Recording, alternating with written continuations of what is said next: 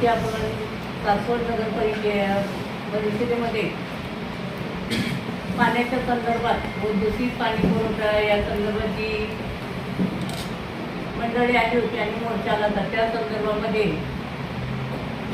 सासवड शहरामध्ये जे आपल्याला पाणी पुरवठा होत आहे तो वीर या एकाच ठिकाणावर उदाहरणावरून आपल्याला सोडत आहे। गराडे आणि आपण बोरवलीत पाणी आतापर्यंत घेत होतो, तर दोन्ही ठिकाणचे पाणी आपल्याला संपलेले आहेत आणि आता आपल्याला सध्या वीरवरून पाण्याचा लाईनचा संपर्क आहे। तर तिथे आपल्याला काय अडचणी येतात की आठवड्यातून 2 दिवस 3 दिवस आपल्याला लाईटचा प्रश्न भेटता होतो। वीर धरण हे आपल्याला सातारा जिल्ह्यामध्ये मोडलं जातं आणि पूर्ण कांबळवाडीपासून आपल्याकडं फेडरेशनचं आहे ते पुणे जिल्ह्यामध्ये येते। तर दोन्ही अडचणीला आपण सामोरं जाऊन तरी त्या काय त्रुटी राहत नाही, त्याच्यासाठी काही प्रयत्नही चालू आहेत आपले। काही ठिकाणी पाईपलाईन लिकेज होते, याच्यातून आपण मार्ग काढतो आणि पाण्याच्या टंचाईसाठी आपल्याला किर्लोस्कर कंपनीने CR फंडातून आत्ताच आपल्याला जनरेटर करून दिलेलं आहे आणि ते आपण 2 दिवस आज ते चालू होणारे 2 दिवसापूर्वीच आपण नेऊन तिथं बसवलेले आहे। आपण सर्व प्रकारचे सासवड नगरीच्या लोकसंख्येच्या मानाने पाणी पुरवठा करण्याचा प्रयत्न चालू आहे। कुठल्याही अडचणी येणार नाहीत। थोडं नागरिकांनी त्याच्यामध्ये संयम ठेवावा आणि कोणताही टँकर असतील टँकरच्या माध्यमातूनही आपण पाणी पुरवठा करत आहे।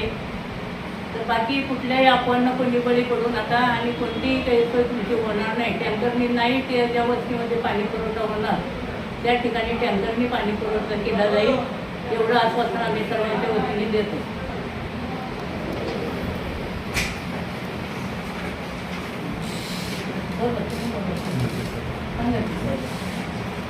आज सासवड नगरपालिकेकडे काही विरोधी पक्षाच्या नगरसेवक आणि मिलिंद महादेव यांच्या निवेदन आलेलं आधी मोर्चा आला होता। त्या दृष्टीने त्यांनी सासवड शहरातील पाणी टंचाई आणि दूषित पाणी पुरवठा व नवीन पाणी पुरवठा योजनेच्या कामासंदर्भात निवेदन दिलेलं आहे। तरी त्यांच्या ज्या मागण्या आहेत त्यावरती प्रशासन कारवाई करत आहे आणि यापूर्वी काही वीर धरणावरती लाईटच्या काही अडचणी असल्या कारणाने पुरवठा विस्कळीत होत असल्या कारणाने काही अडचणी होतात। त्या बाबतीत पण जनरेटरमार्फत आपण पाणी पुरवठा सुरळीत ठेवण्याची तरतूद म्हणजे तयारी दाखवलेली आहे आणि आपण जनरेटर पण नगरपालिकेच्या मार्फत बसवण्यात आलेला आहे। किर्लोस्कर कंपनीनं CSR फंडातून हा जनरेटर दिलेला आहे। त्यानंतर पाणी पुरवठा सुरळीत होईल असं आम्ही म्हणजे प्रशासकीयरित्या प्रयत्न करत आहे। सर्वती काय रिक्वायरमेंट पाणी 1 कोटी लिटर पाणी आपल्याला रोजचं लागतं सासवड शहराला। तर 1 कोटी लिटर, तर 1 कोटी लिटरमध्ये आपण काय करायचो की वीर धरणातून 50 लाख लिटर, बोरवडी धरणातून 35 लाख आणि इकडून 25 लाख अशा पद्धतीचं आपण पाणी उचलत होतो। आता आपली दोन्ही पाण्याची सोर्स मृत साठा झाल्यामुळे आपल्याला तिथून उचलायची परवानगी नाही। आता सर्वस्व आपण अवलंबून आहे वीरच्या डॅमवरती आणि वीरच्या डॅमवर पण आता तुम्ही बघताय की उन्हाळ्याची परिस्थिती अशी आहे की खाजगी बोरवेल आहेत त्याची पण पातळी खाली गेल्यामुळं पाण्याचा अतिरिक्त दार आता आपल्या पाणी योजनेवर झालेला आहे। म्हणजे घरगुती ज्यांचे बोर आहेत त्यांना पण आता पाणी कमी पडलेलं आहे आणि हा सगळा ताण आपल्या यंत्रणेवरती आलेला आहे। त्यांना पाणी पुरवठा करणे आपली जबाबदारी आहे। फक्त आपल्याला काय होतं की काही तांत्रिक अडचणी आल्या की बाबा तिकडचं समजा सातारा जिल्ह्यातले लोड शेडिंगचं टायमिंग वेगळं, तिथे शटडाऊन वेगळ्या वेळेस घेतात, तिथं आपल्याला विश्वासात घेतलं जात नाही आणि इकडचं टायमिंग वेगळं। त्यामुळे काय होतं की 2 लोड शेडिंग जर झाले पाठोपाठ तर समजा तिकडं 8 तासच झालं आणि त्यानंतर आपल्याकडचं 8 तासच झालं तर 16 तास हा पाणी पुरवठा खंडित राहतो। त्याच्यामुळं पाणी टाक्या आपल्या भरल्या जात नाहीत आणि त्यामुळं पाणी पुरवठा खंडित म्हणजे विस्कळीत होतोय। पण त्याकरता आता आपण CSR फंडातनं माननीय आनंद काकींनी मागणी केली होती किर्लोस्कर कंपनीकडे। त्यांचं देखील आभार आहे की त्यांनी आमच्या विनंतीला मान देऊन त्यांनी तात्काळ ते जनसेट आम्हाला उपलब्ध करून दिला। तो आता आम्ही वीर धरणावरती बसवलेला आहे, तो आता कार्यान्वित होईल आणि हा अतिशय संवेदनशील विषय आहे पाण्याचा। ह्याच्याकरता विरोधक नाही, आम्ही सगळेजण सत्ताधारी सगळे नगरसेवक आम्ही जसे सत्तेत आलोय ह्या सगळ्या प्रश्नांवरती आम्ही पाठपुरावा करून हे आता अंतिम टप्प्यात आणलेलं आहे। फक्त आता काय होतं की आता आम्ही ठरवलं होतं की पुढच्या आठवड्यात साधारण मेन रोडची लाईन आपल्याला बदलायची आहे, कारण दूषित पाण्याचा पुरवठा खाली आपलं बाजी मंडी परिसर असेल किंवा साडेआळीचा परिसर असेल किंवा अजून खालचा गिरमाळ्याच्या तिकडचा परिसर असेल, ह्या ठिकाणी घाण पाणी जाते. ते घाण पाणी जायला कारण एकच आहे की ज्या आतल्या ब्रँचेस आहेत त्या नवीन आहेत, फक्त जी मेन लाईन आलेली आहे मेन रोडची असेल किंवा पलीकडची आपली PMT पासून खाली नेता चौकापर्यंत जाणारी जी लाईन आहे त्या GIच्या जुन्या लाईन आहेत आणि त्या खराब झाल्यामुळं त्याच्या पाणी आपलं ड्रेनेजचं लीक होते. तर आपण प्रायोरिटीवरती आता आपण त्या कॉन्ट्रॅक्टरकडून पहिल्यांदा ह्या 2 पाण्याच्या लाईनी मेन ह्या करून घेत आहोत. आता हे त्यांचं काम असं त्यांना लागल्यामुळं आता श्रेय कसं घ्यायचं म्हणून हे गडबड करून आजचं यांनी आंदोलन केलेलं आहे. ह्याला काही अर्थ नाही. ह्यांना जर हे प्रश्न महत्त्वाचे असते तर आज ह्या प्रश्नासाठी त्यांनी वारंवार ह्याच्या आधी 3 महिने मांडले असते, 4 महिने मांडले असते. ते आत्ताचा 4 महिन्यात त्यांचा लढा फक्त एकच आहे की आम्हाला केबिन मिळावं. केबिन आवश्यक आहे. आता आम्ही सभापती आहे सगळे, आम्ही कुणी केबिनसाठी आग्रह धरला नाही कारण आम्हाला जनतेत जाऊन लोकांची सेवा करायची, आम्हाला वेळ पण नाही केबिनला बसायला. ह्यांचा वाद चाललाय हा केबिनवरनं. म्हणजे आज आम्हाला ह्या गोष्टीला ते विठीत धरायचा प्रयत्न करतात, पण ह्याच्याकरता त्यांनी तांत्रिक आजपर्यंत काय पत्र व्यवहार केला, काय केलं हे त्यांनी आता इथं समोर आणावं मांडावं आमच्या समोर. पण आम्ही जसं आलोय तसं हे आपले STP प्लॅन्ट असेल किंवा आपण STP प्लॅन्टला पण बघतोय की खाली आपलं 10-12 ठिकाणी पाणी न दिलं जाते. तर आपण जो STP प्लॅन्ट आता अंतिम टप्प्यात आणलाय त्याची DP बसल्यानंतर तो कार्यान्वित होईल, म्हणजे एक साधारण 15 ते 20 दिवसात तो कार्यान्वित होतोय. मग ते झाल्यानंतर आपल्याला नदीला म्हणजे संगमेश्वर पासून सोपान काका मंदिरापासून जो खाली ह्याच्यापर्यंत स्मशान भूमीपर्यंत जे घाण पाणी नदी पात्रात जाते हे पूर्णपणे बंद होणार आहे. ऍक्च्युली ह्या गोष्टी प्रशासन काळात व्हायला पाहिजे होत्या, पण आता तुम्ही लक्षात घ्या की अधिकाऱ्यांनी त्या काळात जास्त काही दखल घेतली नाही या गोष्टींची, पाठपुरावा केला नाही कारण त्यांना जनतेत ते जात नव्हते, जनतेच्या प्रश्नांशी त्यांना काही देणं घेणं नव्हतं, त्यामुळे ह्या गोष्टींना दिरंगाई झाली.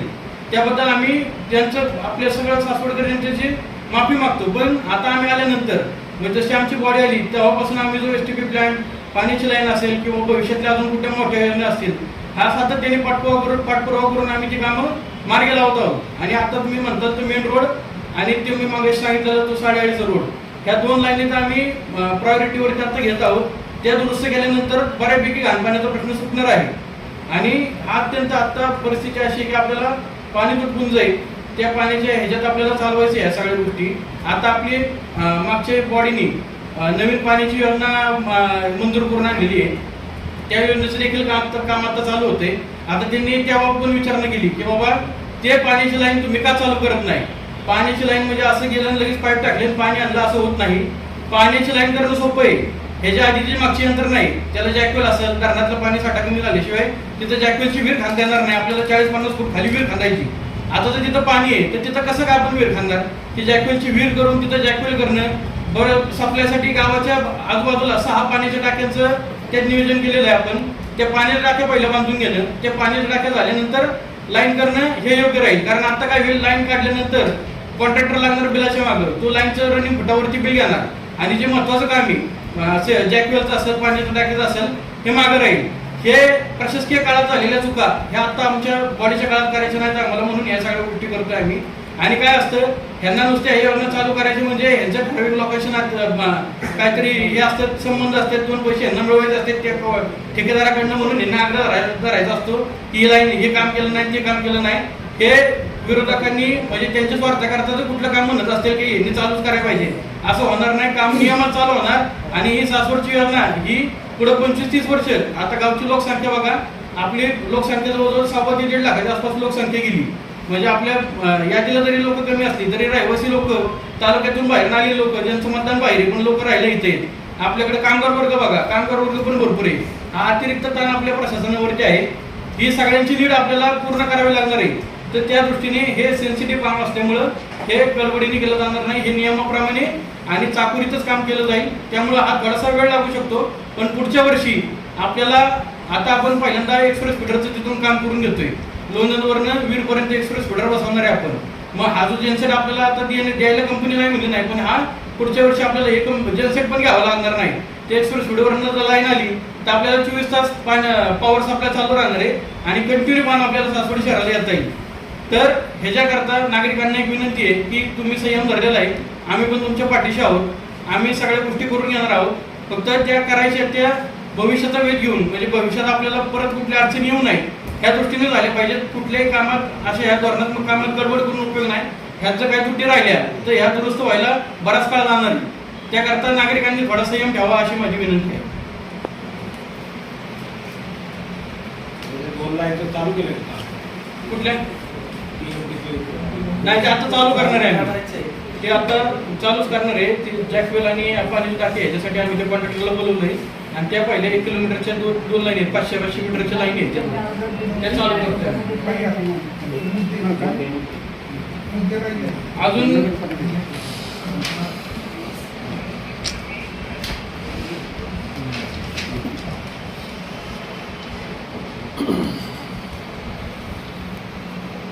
नमस्कार. वास्तविक पाहता गेली 4 वर्ष प्रशासक राजवट होती सासवड नगरपालिकेत आणि 3 महिने झाले फक्त आपला बॉडी स्थापन झालेली आहे. या 3 महिन्यामध्ये सर्व गावातनं आपण पाहिलेली परिस्थिती काय होती, कचऱ्याची परिस्थिती काय होती, पाण्याची परिस्थिती काय होती. आत्ता 3 महिन्यात बऱ्याचसा काय फरक केलेला आहे आणि आपण म्हणतोय यांनी तक्रारी आत्ता ज्या मोर्चामध्ये तक्रार दिली की सिक्युरिटी गार्डचा ठेका, सिक्युरिटी गार्ड हा ठेका प्रशासन काळात नाही. ही बिलं आम्ही संपूर्ण थांबवलेली आहेत. ती बिल आत्ताच जनरल बॉडीचे निर्णय होईल त्याप्रमाणे दिले जाईल. ते बिल कोणाचे दिलेलं नाही. तसेच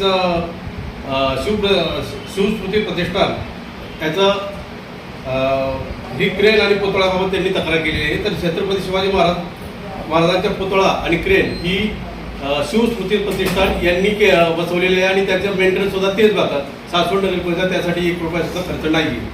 तसेच पाण्याच्या लाईनच्या कामासाठी ठेकेदार जो नेमलेला आहे प्रशासन काळात त्यांना ऑर्डर दिलेली आहे. तो नेमलेला आहे तो आई विदर्भातला आणि तो त्याची जनरल बॉडीमध्ये त्यांना बोलवलं होतं. तो फक्त एकदा आला आणि घेऊन गेला. परत तो ठेकेदार नगरपालिकेत आला नाही. त्याचा आत्ता परत आम्ही त्याला बोलवले ताबडतोब काम करण्यासाठी त्या ठेकेदाराशी कॉन्ट्रॅक्ट केलेला आहे. तो आता आजच मला वाटतं तो येणार आहे. तसेच त्यांचं एक म्हणणं होतं की 12.5 कोटी रुपये आले होते ते परत गेले. ही प्रशासकीय बाब आहे. ठराविक कालावधीसाठी पैसे ते परत घेतात आणि परत क्रेडिट करतात. सर्वच नगरपालिका शासनाने घेतलेले आहे तिकडं.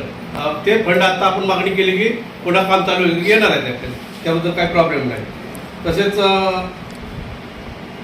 इनामक्या मळ्याचे पाण्याच्या टाकीबद्दल जर झालं होतं, मी प्रशासन काळात मी स्वतः तिथं सर्व्हिसला असताना या टाकीच्या जागेची मागणी केली होती. इनामक्या मळ्यात मागणी केली होती, तहसील कचेरीच्या मागे सुद्धा मागणी केली होती. पण ती जागा उपलब्ध झाली नाही. पण फंड्स आले होते पण ती जागा उपलब्ध न झाल्यामुळे सासवड नगरपालिकेच्या ॲक्सेशन डी हाऊसमधल्या जागेमध्ये ती टाकी बांधली आणि त्या टाकीतून पाणी पुरवठा चालू केला होता. परंतु ती हाईट ती न मिळाल्यामुळे पाणी पुरवठा तो तिथून करता आला नाही.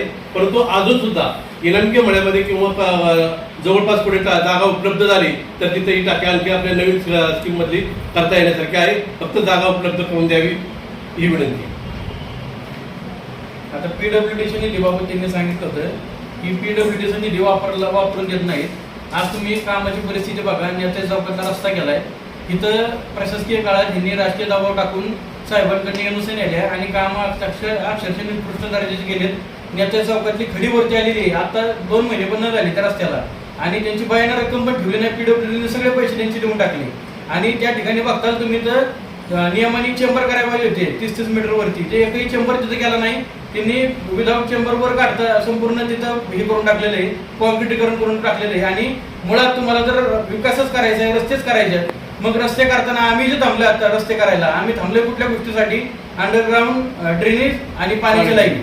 हे जर आपण आता रस्ते करणार परत 6 महिन्यांनी ड्रेनेज लाईनसाठी पाईपलाईनसाठी हे रस्ते खाणार हे किती संयुक्तिक वाटतं? तर यांनी करतानाच प्रस्ताव असे का नाही केले की बाबा रस्ता करताना पाण्याची पण लाईन ड्रेनेजची पण लाईन, म्हणजे त्या माणसांना परत अडचण पण या गोष्टीची आली नसती. आणि तो रस्ता करताना पूर्ण करावा. कारण ते उदाहरणार्थ त्रिशूल सोसायटी मधला रस्ता करताना तो अर्धवट रस्ता केला. बाकीच्या लोकांना आता इतका त्रास होतोय.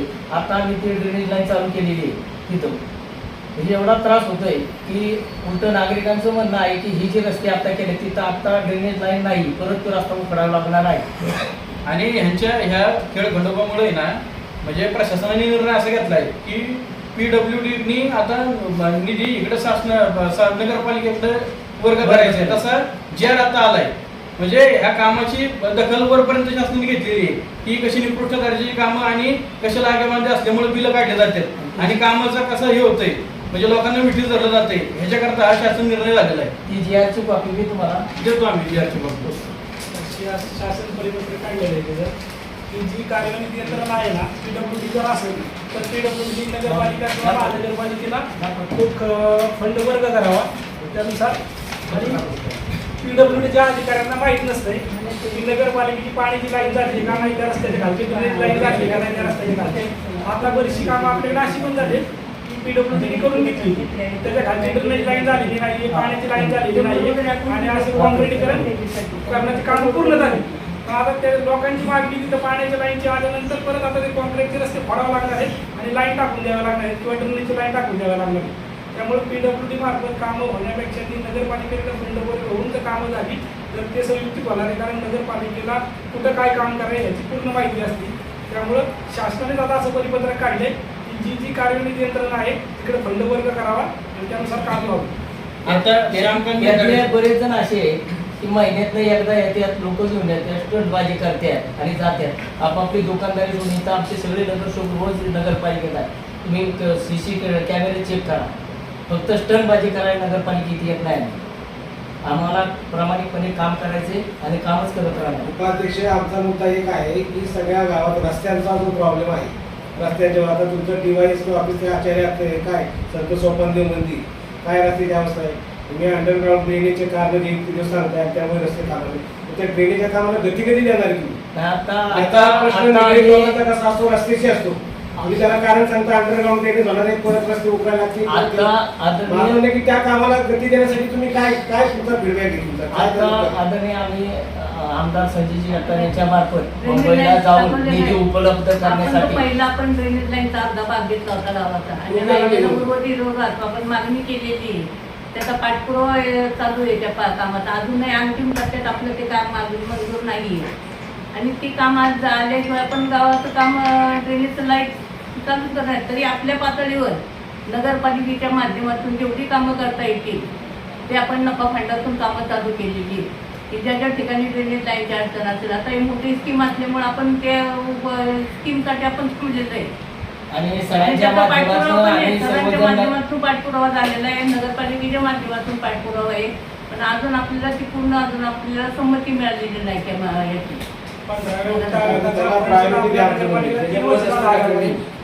बाकी काय नाही, त्याला थोडं प्राधान्य पाहिजे. पण निधी आल्याशिवाय आम्ही निधी उपलब्धसाठी वारंवार मुंबईला चक्रा मारतोय. कामं केले टाकवले त्यांनी कामं करून सोडले, 100% ठेवले. 100ची कामं नगरपालिकेने केली. आता टाकोले साहेब श्यामकांत मिंदडेंच्या घरासमोरचा रस्ता आहे ना, तिथं घरात पाणी जात होतं. तुम्ही तिथं जाऊन त्यांची मुलाखत घ्या. तिथं चेंबरची झाकणं वर काढली नव्हती, फॉल्ट सापडत नव्हता आणि यांनी काम करताना काय केलं होतं, पाणी येते म्हणून त्याच्यात पुटी सारली होती सिमेंटची, ती पुटी देखील काढली नाही कॉन्ट्रॅक्टरांनी. म्हणजे एवढंच काम निकृष्ट दर्जाचं करणार असतील तर काय यांना काम करून देण्याचा अर्थ आहे? म्हणजे ते आम्हाला स्वतः नगरपालिकेला तिथं ब्रेकरने रस्ता फोडून तिथं चेंबर आता वर घ्यायला लागले. आणि तुम्ही जसं म्हणताय की हे पाणी योजनेचं जे स्वप्न टाकायचा रस्ता, तर त्याच्यासाठी काय झालंय, आपल्या पहिल्या टप्प्यातलं लाईन थोड्याशा अपूर्ण आहे. त्या कॉन्ट्रॅक्टरला आपण ब्लॅकलिस्ट केला होता, त्यातनं परत त्यांनी ती मंजुरी आणून परत काम त्याला आता ताकीद देऊन ते काम 2 महिन्याभरात संपायला लावले. आपण ते तिथलं काम जो पूर्ण करतोय. पण सायमल्टेनियस आपण ह्या निधीसाठी फेज 1 झाल्याशिवाय फेज 2 ला निधी मिळत नाही. तरी पण आपण वर प्रस्ताव सादर करून आता आपल्याला तो निधी मिळतोय. त्याच्या अंतर्गत आपण गावातल्या ते गटर लाईन करून पाण्याच्या लाईनचा तर आपला निधी मंजूरच आहे. गटर लाईनचा आला निधी की आपण त्याच्यावरती गटर लाईन पाण्याच्या लाईनसाठी एकदा रस्ता घालून दोन्ही लाईनी करून मग रस्ता करणार आहोत. ते जास्त योग्य राहील, कारण जरी नुसतं गावात कार्पेट करायचं म्हणलं सादर तरी 2 कोटी रुपये खर्च होणार आहे. म्हणजे जर मोठा रस्ता चांगल्या क्वालिटीचा करायचं म्हणलं त्याच्या मोठ्या प्रमाणात खर्च होणार आहे. हा भांडवली खर्च वाया जाऊ नये म्हणून आपण ह्या 2 गोष्टी केल्यानंतरच रस्ता करणार आहोत. थोडंसं कळ काढावं लागलं लोकांना. प्रशासन कालावधीत बराच दिवस लोक थांबले, पण आता आम्ही जास्त त्या वाट बघायला लावणार नाही लोकांना. थोड्या दिवसात ती कामं चालू होतील. आणि निधीसाठी आम्ही सातत्याने नगरसेवक सगळे नुसतं इथं न थांबता संजय सरांच्या बरोबर आम्ही ज्या त्या विभागाचे ज्या त्या खात्याच्या मंत्र्यांना भेटून त्या निधीबाबत पाठपुरावा करून ती निधीची आता आम्ही निधी अवेलेबल करून घेत आहोत. लालगाडीतला रस्ता 8 दिवसाला खोदून ठेवला, तो कधी करणार? तो ऍक्च्युली तो रस्ता PWD करते. त्याची NOC इथं आमच्याकडे नगरपालिकेकडे त्यांनी प्रशासन काळात घेतलेली. मग ते करतानाच त्यांनी ड्रेनेज, आता आम्ही तो रस्ता थांबवलेला नाही. तिथल्या स्थानिक नागरिकांचा प्रश्न आहे. ते स्थानिक नागरिकांना म्हणतात तुम्ही रस्ता करताल, ड्रेनेज लाईन जाऊन पाण्याच्या लाईनची अडचण काय, तुम्ही कोण करणार ती लाईन? ते म्हणतात ती नगरपालिका करेल. नगरपालिका करेल, पण नगरपालिकेच्या योजनेचे पैसे आल्यानंतर नगरपालिका करणार आहे. मग तोपर्यंत आता रस्ता खांदायची गडबड केली कशाला? तो रस्ता खांदायचाच नव्हता ना. मग तुम्ही आता आमचा जो निधी आला असता ड्रेनेज लाईनचा खांदा कोण? ते PWDनेच खांदला, त्यांच्या ठेकेदारांनी खांदला असता. PWD आणि नगरपालिका तुमचा समन्वय नाही का? नाही ना PWD त्या मी सांगतोय काय ह्या जे त्यांनी एनओसी घेतल्या ह्या प्रशासकीय कालावधीत मी एनओसी घेतलेली आहे त्यावेळेस बॉडी अस्तित्वात नव्हती. जर बॉडी अस्तित्वात असती तुम्ही आता बॉडी अस्तित्वात आल्यानंतर एखादी एनओसी दिलेलं दाखवा तिथं काम केलेलं दाखवा. हे एनओसीच का थांबवलेत आपण ही चुकीची कामं अशा प्रकारची होतात त्यामुळे आपण एनओसी देत नाही. आणि आता ते निधीचा आपल्याकडे वर तर खाली जर तुमच्या पाण्याच्या लाईन आणि ड्रेनेज लाईन असतं तर काय परिस्थिती होणार आहे त्याचं जर पाहिजे काँक्रिटीकरण परत होणार का त्याच्यासाठी? नाही मग आता खाल्लेलं त्याला तसं ठेवणार का त्यांनी खांद्याची गडबड हा प्रश्न त्यांना विचारा काय ना. करायला पाहिजे? मागणी गडबड काय केली आपण? लाईन करून त्याच्यावर नाही, नाही, मागणी त्याच्यावर साहेब. आपण रोड कशासाठी तुमचे आता थांबवले? जे GR आहे ना ते त्या संदर्भातलाच आहे. गावाचे जीवन आपण थांबवले त्यासाठी ज्या ज्या वर्ग निधी वर्ग लाईन करायला- आहे, निधी वर्ग करायला तो ड्रेनेज GR लाईन काढला. असेल. तर वास्तविक वातावरण- ते करतो आणि आपण नंतर त्याच्यावर रस्ते घेतलेले. तसं त्यांनी अगोदर केलं पाहिजे होतं ना. त्यांनी डायरेक्ट रस्ते सुरुवात केली आहे करायला त्याच्यामध्ये.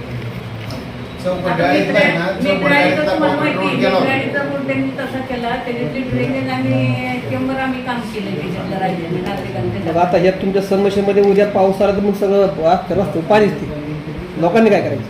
कसं येणार पाणी? आमचं नियोजन आहे 1 महिन्यामध्ये आम्ही रस्ते तुम्हाला करून देणार त्याच्यामध्ये. ज्या ज्या ठिकाणी विकसित होणार त्या ठिकाणी पूर्ण तयारी येणार पाणी. तुम्ही त्यांना प्रश्न विचारा ना की तुम्ही कशा कुठल्या धर्तीवर हा रस्ता काढला आणि तो रस्ता कुणी अडवलाय? तर नगरपालिकेने अडवला, स्थानिक नागरिकांनी अडवलेला आहे. त्यांना मला एक पत्र पण नाही किंवा आम्ही त्यांना बोललेलो पण नाही. स्थानिक नागरिकांनी तिथले हा रस्ता अडवलेला आहे. आम्हाला तुम्ही माहिती आहे त्यांना 4 वर्ष विचारा. मला नगरपालिकेचे रस्ते झालेले नाही. तुम्ही ना सगळं आता त्रिशूल सोसायटीत जा बघा तिथले लोक काय म्हणतात. त्याच्याकरता तर पर्याय आम्ही मार्ग काढलेले आहेत तो ना. फक्त त्या करून आपण केलं तर पूर्ण ते केलं पाहिजे ना.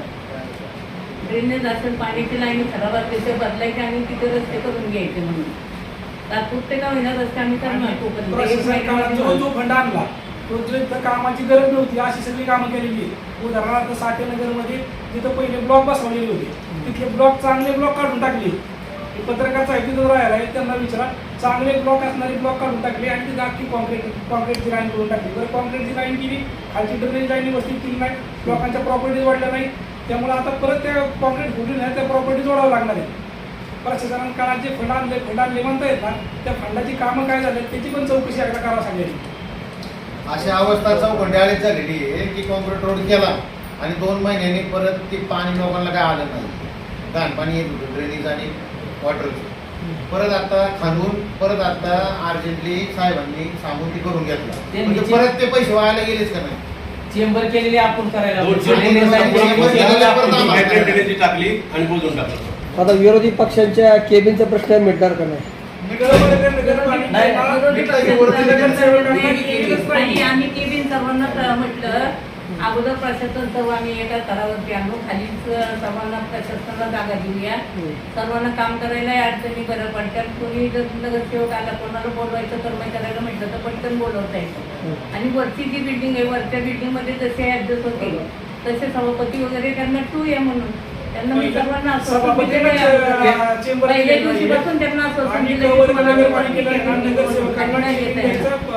आता एक तर खाली आपण सर्व प्रशासन ठेवू आणि प्रशासनाच्या ताब्यामध्ये सर्व देऊया म्हणजे प्रशासन खाली असलं की केबिनमध्ये ताबा घेतलाय अक्षरशः नगरपालिकेच्या शिपायांना शिव्या देऊन केबिनमध्ये ताबा घेतलाय. आणि लोकांची निगडीत खाती खाली पाहिजे. तुम्ही सांगा मला आपण जे व्यक्ती असतात वृद्ध लोक असतात ते लोक जिन्हा सोडून वर जाऊ शकतात का? म्हणजे तुम्ही ते काय केलं तुमच्या हट्टापायी तुम्ही तिथले केबिन हलवल्या स्ट्रीट लाईट वाला टेबल वर नेला परत तुम्हाला सांगतो अकाउंट विभाग वर नेला. लोकांची निगडीतची काम आहेत ज्या अपंगांचं समजा दर महिन्याला काही निधी वर्ग करायचा असेल काय करायचं असेल की लोक वारंवार इथे नगरपालिकेत भेट द्यायला येते. त्यांना आपण जर एक मजला वर चढायला लावला तर त्यांची कामं मार्ग लागू शकतील का? 8 तास कशासाठी केबिन पाहिजे कशाला जर पाहिजे ना तर वर घ्या खाली प्रशासनाचं जी लोकांची निगडीची खाती आहेत ती खाली होते ना. स्ट्रीट लाईटसाठी त्यांनी लोक भांडायला येतात तिथं नगरपालिकेत त्यांना त्यांचे प्रश्न मांडायला त्यांना आपण टेबल उपलब्ध करून दिला पाहिजे ना. त्यांना खालीच पाहिजे. त्यांना खालीच पाहिजे. ते विभागवर न्यायचे केबिन खाली ठेवायचे याचा युक्ती ना. त्याचा दुसरा एक असा आरोप आहे की आता मागच्या वर्षी मार्केटचा ठेका काही चौखंडीकडे होता आधी चौखंडीकडे. आता परत ह्यावेळेस यापूर्वी असं म्हणजे कायम तुम्ही नगरपालिकेची ठेके पद्धती होती ठीक आहे बाजार तळ वगैरे जे काही शेतकऱ्या कुठे बसतात ते ठेके तर तुम्ही आता अचानक ठेका पद्धती बंद केलं होती नगरपालिकेत चालवणार तुम्ही आता. आणि मग ते ठेकेदाराकडून जे तुम्हाला वर्षाला जे काय उत्पन्न मिळायचं ते उत्पन्न तेवढं तुम्ही आता प्रशासन वसूल करणार का करतोय. का किंवा तुमच्या कंट्रोलमध्ये राहावं म्हणून तुम्ही ते घेतले असं त्यांचा आरोप. कंट्रोलचा विषय नाही. आम्ही कसं नगरपालिकेला सुद्धा कळायला पाहिजे ना मामून साहेब की नक्की ठेक्यातनं पैसे किती गोळा होतात. यापूर्वी सुद्धा नगर आपली लोक होती की ठेकेदार नाही नाही नगरपालिका 3 महिने 4 ठेकेदारांना आम्ही काय महिने सांगितलं की एक ठिकाणी मंडई एक आसवड होते आणि एका ठिकाणी मंडईमध्ये सर्व भाजीपाला जाऊ दे म्हणून म्हणजे प्रत्येक रोडला पीएमपीच्या स्थानकावरती काही भाजीवाले बसतायत, काही इथं वरती बसतात, काही रोडवर बसतायत. ही सर्व एकत्र करा आणि तुम्ही एकत्र बघायला ना तुम्ही जे म्हणताय त्या लोकांची नावं घेतली चौखंडे आणि अंकुश वर्धन यांच्याकडे ढेका गेल्यापासून ह्यांना ते नियोजन करायला जमलं नाही. हे फक्त पैशाशी बांधलेले राहिले, पैसे गोळा करत राहिले. त्यांनी तिथं तरी नियोजन केलं का? तिथं रोज बांधणं होत होती, तिथं पार्किंगला लोकांना यायला जायला रस्ता राहत नव्हता, तिथं त्यांना नियोजन करायला जमलं नाही. आणि तुम्ही आता बघताल गेल्या 2 आठवड्यातल्या आल्याच्यानंतर बोलून सगळं सांगितलं भाजीचं नियंत्रण करा, रोडवरचे भाजीवाल्याचे ते सगळं एका ठिकाणी निवड मंडईमध्ये बसतो आणि मंडईला तसं गाव तुम्ही एक ठिकाणी मंडई व्यापाऱ्यांची पण मुलाखत घ्या, तिथे जे व्यापारी येतात ना त्यांची पण मुलाखत घ्या. गेले 2 आठवड्यात त्यांनी 50 रुपयाची पावती 200 रुपये केलेली आहे आणि 200 रुपये पावती चोरी बी अशी पद्धतशीर केली की 50ची एक पावती नाही जाता 50ची 4 पावती दिली नाही तर म्हणले इथनं निघा बाहेर निघायचं. तुम्ही मुलाखत घ्या व्यापाऱ्यांची, व्यापारी तुम्हाला सांगतील आमच्यापेक्षा. त्याच्यामुळे तो ठेका निबद्ध केला की ठेका द्यायचंच नाही यावर्षी. आणि हे निधीसाठी एवढे म्हणते 2025 सालापासून इथं आमदार कोण आहेत? शिवसेनेचे आमदार आहेत. मग यांनी सासवड नगरपालिकेला निधी मिळण्यासाठी काय प्रयत्न केले? 25 ते 26 दरम्यान त्यांनी करायला पाहिजे होता ना. 26ला समजा प्रशासक होते, ही बॉडी आली, त्याच्यासाठी प्रशासक होते, आमदार ते होते, त्यांनी निधीसाठी किती प्रयत्न केला आणि किती निधी आणला आतापर्यंत? का फक्त आम्ही ज्या करतोय इथं फक्त म्हणायचं की मी नगरपालिकेचा झेंडा लावेल. अरे झेंडा लावण्यापेक्षा नगरपालिकेच्या अडचणी समजून घेऊन लोकांसाठी आपल्याला काय करता येईल ते बघितलं पाहिजे. झेंडा लावून काय होणार? प्रश्न सुटणार आहे. झेंडा लावून लोक पाणी शुद्ध येणार आहे, झेंडा लावून लोकांना पाणी मिळणार आहे. या टायमिंगला त्यांनी सांगितलं की तुम्ही कामाचं बंद करा आणि तुमचा फंड नगरपालिकेमध्ये वर्ग करा. त्यांनी अगोदर नाही म्हणून सांगितले आमदारांनी. आम्ही वर्ग करणं आम्ही दिलं किंवा कुसुंबीला देऊ म्हणून त्यांचे नगरसेवक मिळून आम्हाला सांगता येतं. आता ते आम्ही आमदार साहेबांना सांगितलं की तुमचा फंड इकडं जमा करा म्हणजे आम्हाला सर्व गावाची कामं करता येतील. नाही आणि म्हणून सांगितलेलं. त्यांनी त्यांची ताकद चांगल्या गोष्टीसाठी वापरावं, निधी आणण्यासाठी नाही. म्हणजे हे चुकीच्या गोष्टी बी त्यांच्याकडनं होत्यात, हे पण तुम्ही जरा हे करा. बाजारपेठेतल्या अतिक्रमणचा एक विषय तेवढा भक्ताचा मार्ग लावा. बाजारपेठेतलं व्यापाऱ्यांचं अतिक्रमण आहे कारण ते म्हणजे कायमचा प्रश्न येतो. सोमवारचा आज आहे एवढी गाडी पण जात नाही. गुरुवार आज सोमवार आहे, आज सगळे बाहेरचे व्यापारी येतात आठवडे बाजार. तर आहे ना तुम्ही जाऊन विचारू शकता की मागच्या 2 आठवड्यात नेमकं घडलेलं काही. त्यांनी अक्षरशः सगळ्यांना धमकी दिलेली आहे की तुम्ही बसायचं नाही किंवा काही नाही. तुम्हाला जमत असेल तर 200 रुपयाची पावती, त्याला 50 होती, त्याला 100 केली, ती 100 होती, ते 200 केली. आणि एवढंच नाही त्यांनी काय केलेलं आहे सगळ्यांच्या निदर्शनात 50च्या 4 पावत्या काढून दिलेल्या आहेत. ह्याच्या व्हिडिओ पण आहेत आपल्याकडे, सगळे प्रूफ पण आहे. म्हणजे ह्यांनी आम्हाला म्हणायचं काय की तुम्ही ठेका चालवा, पण ठेक्याबरोबर हे नियोजन करणं हे तुमचं काम आहे ना. तुम्ही म्हणजे पैशाला बांधले, कर्तव्य तुमच्या जबाबदारीला बांधलेलं नाही का? तुमची जबाबदारी काय? ठेका काय म्हणून दिलाय तुम्हाला? हे नियोजन पण तुम्ही बघायचं ना. पण आज व्यस्त लोक कुठं पण बसायला लागले तर ठेका देण्याला अर्थ काय? नगरपालिकेने चालवून नगरपालिका ते आहेत, पण त्याबरोबर बाजार मुख्य लाईनचं ते व्यापारीच आहे ना, दुकानं, त्यांच्या पुढे त्यांचं बाजार, त्याच्या पुढे त्यांच्या जाळ्या आणि त्यांची गिऱ्हाईकाच्या गाड्या दुसऱ्या दुकानावर. एक गाडी आली तर रस्ता ब्लॉक होतो. तो विषय जरा बऱ्याच दिवसापासून तो मार्गी लावला सगळ्यांची. मला एक कळलं नाही की ह्याच्या आधी जी 143 कोटीची पाणी योजना मंजूर केली त्या टाइमला सभागृहात आम्ही मान्यता देऊन सगळ्यांच्या माध्यमातून आम्ही सर्व पाठपुरावा केला सासवड नगरपालिकेचा घ्यायला. आणि त्यांनी ती आमची स्कीमच हायजॅक केले त्या टाइमला आता संजय सर आमदार होते आणि आम्ही नगरपालिकेचा प्रस्ताव म्हणजे सासवड नगरपालिकेचा आम्ही केला आणि ती नगरपालिका प्रस्ताव सरांनी केली. तुम्ही नुसतं पत्र आणलं नाचवलं सत्तेत गेला म्हणजे तुम्ही हे झालं अशातला भाग नाही. खरं काय आहे ते लोकांना कळतं, एवढंच मला सांगायचं. सासवड आणि चिखलीची दुधी पाण्याच्या योजना आदरणीय माझे आमदार संजय जगताप या आमदार असताना मंजूर झालेल्या योजना आहेत आणि त्यांच्या पाठपुराव्याने दुधी योजना मंजूर झाल्या. आणि जर त्याचं श्रेय घालणं घ्यायचं असेल तर घेऊ द्या, पण खरं काय आहे ते तरी लोकांना कळू द्या ना की हे श्रेयवादाची लढाई नाही, हे कामं झाली पाहिजे. बरोबर. आणि उलट सरांचं आमचं म्हणणं असतं की तुम्ही बाईट देत नका बसतो, आपलं काम करत राहा. तुम्ही विनाकारण आम्हाला ही वेळ आणते. आणि आंदोलन करायचं तर आंदोलन सासवडमध्ये स्थानिक लोक तरी आणायचे अकॅडमीची पोरं गोळा करून आणून आंदोलन केले त्याला काय आंदोलन म्हणतात.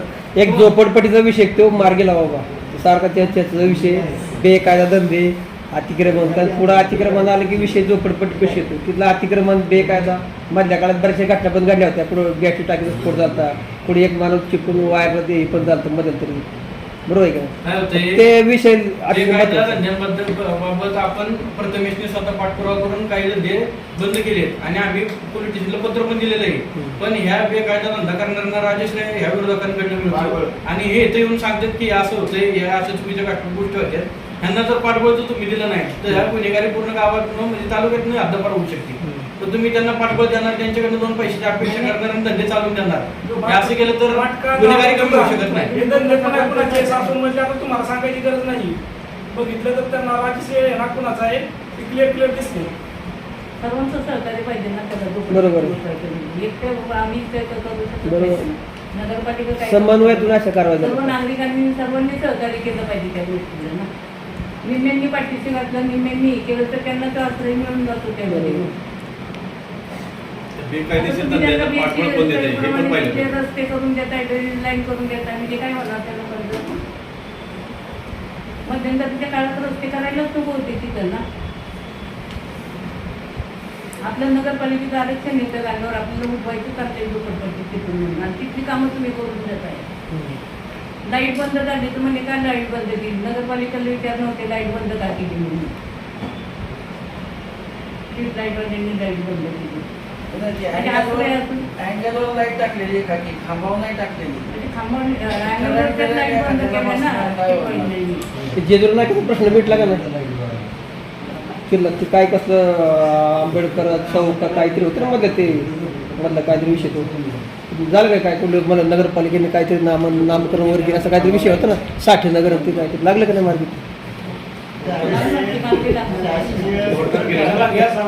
मार्गी लागेल तो काय